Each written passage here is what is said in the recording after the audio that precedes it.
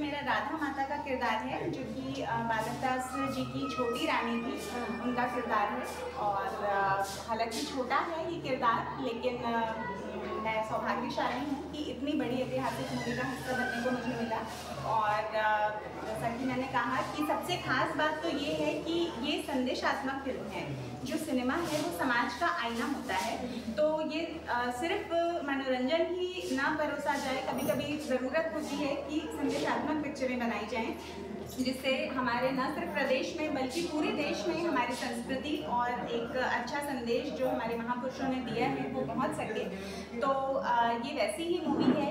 इसके माध्यम से लोगों तक समानता का संदेश जो कि गुरु बालक दास जी ने दिया था कि सभी एक समान है, ये संदेश लोगों तक पहुंचेगा।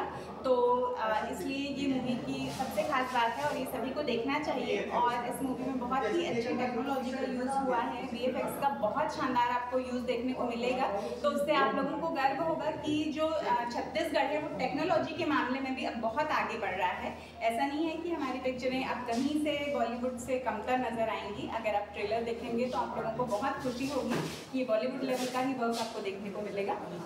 और एक जो खास बात है कि जो हमारे हीरो हैं ओम त्रिपाठी सर, वो बिल्कुल बालक दास जी जैसे ही दिखते हैं।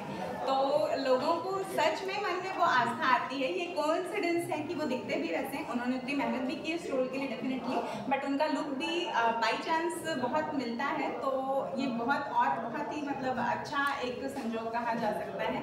और मूवी को ढेर सारे आर्टिस्ट ने बहुत मेहनत से बहुत प्यार से बनाया है। तो आप लोगों से यही हाथ जोड़ के निवेदन है कि मूवी को अपना नया प्यार दुलार दीजिए, ताकि और भी मेकर्स ऐसी मूवी बनाने को प्रेरित हों। अगर आप लोग सपोर्ट करेंगे तो और भी संदेशात्मक और ऐतिहासिक मूवी बनेंगी और हमारे प्रदेश का इतिहास पूरा देश जान सकेगा।